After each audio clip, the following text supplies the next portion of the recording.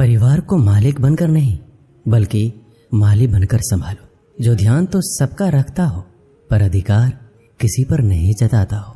श्री कृष्ण कहते हैं, कोई मौका दे तो उसे धोखा मत देना और कोई धोखा दे तो उसे मौका मत देना।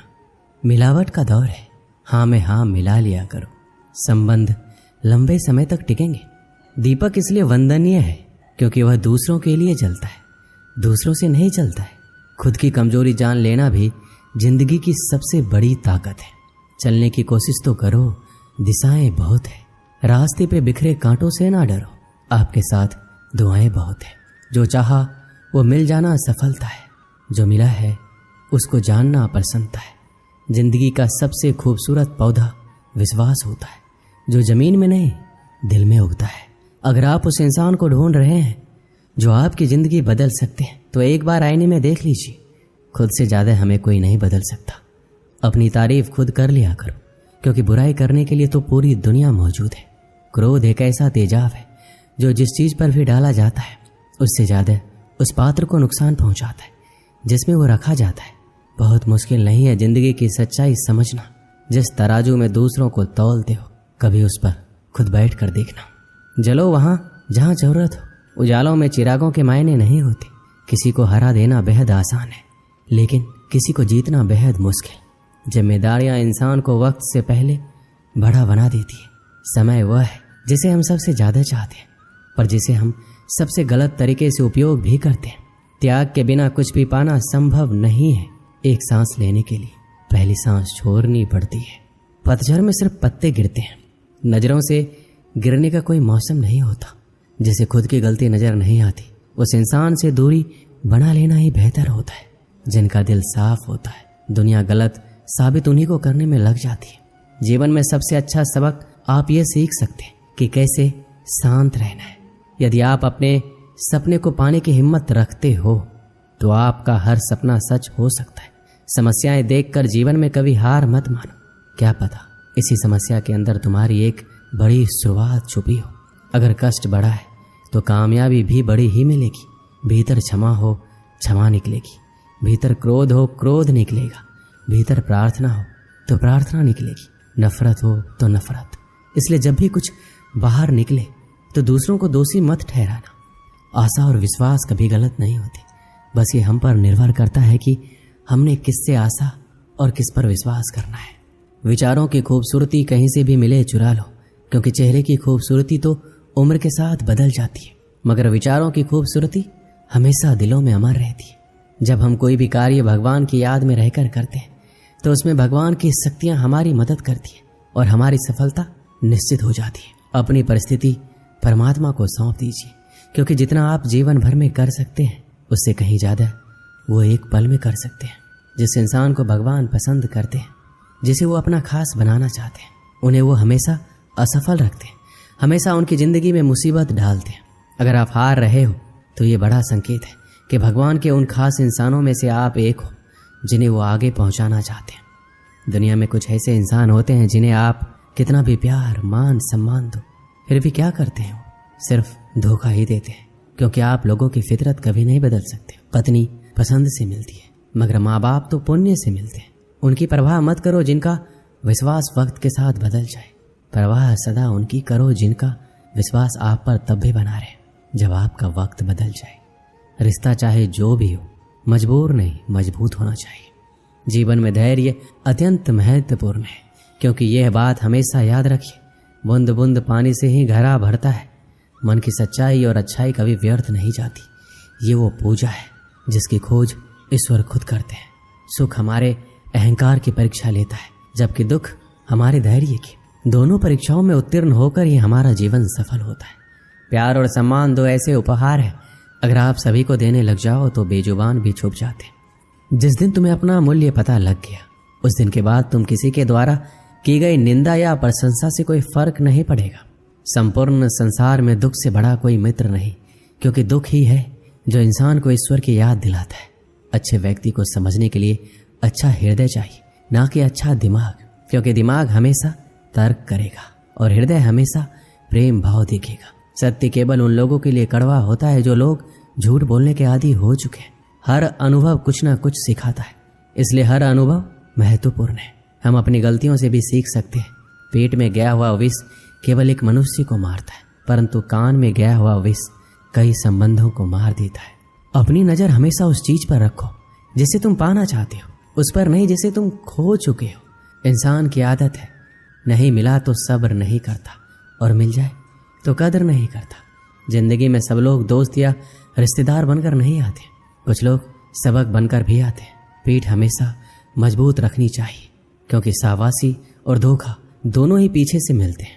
कुछ लोग आपसे इसलिए भी नफरत करने लग जाते हैं क्योंकि आपकी सही बातें उन्हें कड़वी लग जाती हैं। जो साथ रहकर भी किसी के हो वो दूर रहे तो ही अच्छा है। किस्मत सिर्फ मेहनत से बदलती है, बैठकर सोचते रहने से नहीं। सिर्फ उसी के सामने झुको, वो किसी के सामने तुम्हें झुकने नहीं देगा। श्री कृष्ण कहते हैं, करने दो जो आपकी बुराई करते हैं। ऐसी छोटी छोटी बातें तो सिर्फ छोटे लोग ही करते हैं। सिर्फ धोखा देना ही धोखा नहीं होता, लेकिन किसी के साथ अपनेपन का नाटक करना यह बहुत ही बड़ा धोखा होता है। जो आपकी सही बातों का भी गलत मतलब निकालते हैं, उनको सफाई देने में अपना वक्त बर्बाद मत करो। एक दिन शिकायत आपको वक्त से नहीं बल्कि खुद से होगी कि एक खूबसूरत जिंदगी आपके सामने थी और आप दुनियादारी में उलझे रहे। एक बार माफ करके अच्छे बन जाओ, परंतु दोबारा उस इंसान पर भरोसा करके बेवकूफ मत बनो। अपने तो वो होते हैं जिन्हें आपके दर्द का एहसास हो, वरना हाल चाल तो रोड पर आते जाते लोग भी पूछ लेते। मेहनत का फल और समस्याओं का हल देरी से ही सही पर मिलता जरूर है। जब आप दूसरों का अच्छा चाहते हैं तो वही चीजें आपके जीवन में वापस आती हैं। यही प्रकृति का नियम है। टूटी हुई चीजें सबसे ज्यादा तकलीफ देती है, जैसे भरोसा, दिल, नींद और सबसे अधिक उम्मीद। बस तुम खुद से मत हारना, बाकी सब श्री कृष्ण देख लेंगे। जो इंसान अच्छे विचारों और अच्छे संस्कारों को पकड़ लेता है, उनके हाथ में मानव पकड़ने की जरूरत नहीं पड़ती। वक्त जब न्याय करता है तो गवाहों की जरूरत नहीं पड़ती। माफी मांगने वाले हमेशा गलत नहीं होते। कुछ लोग झुक जाते हैं, पता है क्यों? रिश्तों को बचाने के लिए। इच्छा पूरी नहीं होगी तो क्रोध बढ़ेगा और पूरी होने पर लोभ। इसलिए जीवन में हर परिस्थिति में धैर्य बनाए रखना ही श्रेष्ठ है। कई वर्षों पहले एक राज्य में मिदास नाम का एक लोभी राजा राज्य करता था। उसकी एक बहुत ही सुंदर पुत्री थी जिसका नाम सुनैना था। मिदास अपनी पुत्री से बेहद प्रेम करता था, किंतु उससे कहीं अधिक उसे सोने से प्रेम था। उसके खजाने में सोने का भंडार था। उतना सोना दुनिया में किसी भी राजा के खजाने में नहीं था। इसके बाद भी खजाने में जितना सोना बढ़ता, राजा मिदास की लालसा उतनी ही बढ़ती जाती। उसके दिन का अधिकांश समय खजाने में रखे सोने को गिनने में निकल जाता था। सोने के लालसा में अक्सर वह अपनी पुत्री को अनदेखा कर देता था। दिन पर दिन उसकी सोने की ललक बढ़ती जा रही थी और अधिक सोना प्राप्त करने के उद्देश्य से उसने एक बार अन्न जल त्याग कर ईश्वर की कठोर उपासना की। उसकी उपासना से प्रसन्न होकर ईश्वर ने उसे दर्शन दिए और मनचाहा वरदान मांगने को कहा। मिदास बोला, हे ईश्वर, मुझे वरदान दीजिए कि मैं जिस भी वस्तु को छूं वो सोना ही बन जाए। ईश्वर मिदास की लालसा समझ रहे थे। वरदान देने के पूर्व उन्होंने पूछा, राजन, क्या ये वरदान मांगने के पूर्व तुमने अच्छी तरह विचार कर लिया है? हे ईश्वर, मैं इस विश्व का सबसे धनी राजा बनना चाहता हूँ। मैंने अच्छी तरह से सोच लिया है, मुझे यही वरदान चाहिए। कृपया मुझे यह वरदान प्रदान कीजिए। तथास्तु, मैं तुम्हें वरदान देता हूँ कि कल सूर्य की पहली किरण के साथ तुम जिस भी वस्तु को छुओगे वो सोने की बन जाएगी। आशीर्वाद देने के उपरांत ईश्वर अंतर्ध्यान हो गए। राजा मिदास ये वरदान पाकर खुशी से फूला नहीं समाया। दूसरे दिन सोकर उठने के उपरांत अपनी शक्ति परखने के लिए उसने अपने पलंग को छूकर देखा। वह पलंग सोने का बन गया। मिदास बहुत खुश हुआ। दिन भर वह सुध बुध खोकर अपने महल के हर चीजों को सोने में परिवर्तित करने में लगा रहा। उसे भोजन तक का होश ना रहा। शाम तक वह थक कर चूर हो गया था। उसे जोरों की भूख लग गई थी। उसने अपने सेवकों को भोजन परोसने के लिए कहा। भोजन परोसा गया, किंतु ये क्या, जैसे उसने भोजन को हाथ लगाया तो सोने में परिवर्तित हो गया। अब सोने को तो खाया नहीं जा सकता था। भूख से बेहाल राजा मिदास ने फल खाकर भूख मिटानी चाहिए, किंतु उसके छूते ही वो भी सोने में परिवर्तित हो गया। वह गुस्से से तिलमिला उठा और उठकर बाहर चला गया। बाहर टहलते हुए अपने महल के उद्यान में पहुंचा। वहां उसने देखा कि उसकी नन्ही पुत्री सुनैना खेल रही है। उसका सुंदर मुख देख राजा के मन में प्रेम उमड़ आया। कुछ क्षणों के लिए वह अपनी भूख भूल गया। जब सुनैना ने अपने पिता को देखा तो उसके पास दौड़ी चली आई और प्रेम पूर्वक उससे लिपट गई। राजा मिदास ने प्रेम जताते हुए उसके सिर पर हाथ फेरा और तुरंत ही वह सोने में परिवर्तित हो गई। अपनी नन्ही पुत्री को सोने का बना देख वह दुखी हो गया और रोने लगा। उसने पुनः ईश्वर से प्रार्थना की, प्रार्थना सुनकर ईश्वर प्रकट हुए और उसने पूछा, राजन क्या हुआ, अब तुम्हें क्या वरदान चाहिए? मिदास रो रो कर कहने लगा, हे ईश्वर मुझे क्षमा करें, सोने की लालसा में मेरी बुद्धि भ्रष्ट हो गई थी। मैं ये वरदान मांग बैठा था, किंतु अपनी पुत्री को खोने के बाद अब मेरी आंखें खुल गई है। मुझे समझ आ गया है कि हर वस्तु अमूल्य है और उन सब में सबसे अमूल्य है मेरी पुत्री। भगवान कृपया ये वरदान वापस ले लीजिए, मेरी पुत्री मुझे लौटा दीजिए। मैं सोने की लालसा त्याग दूंगा और अपना कोषागार निर्धनों और जरूरतमंदों के लिए खोल दूंगा। ईश्वर ने जब उसके पछतावे के आंसू देखे तो अपना वरदान वापस ले लिया।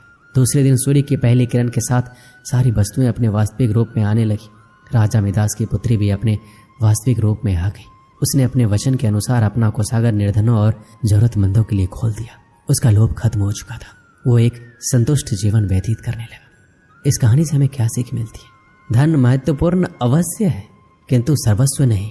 प्रेम, खुशी, संतुष्टि कभी भी धन से खरीदी नहीं जा सकती। इसलिए लोभ ना करें। लोभ का परिणाम हमेशा बुरा ही होता है।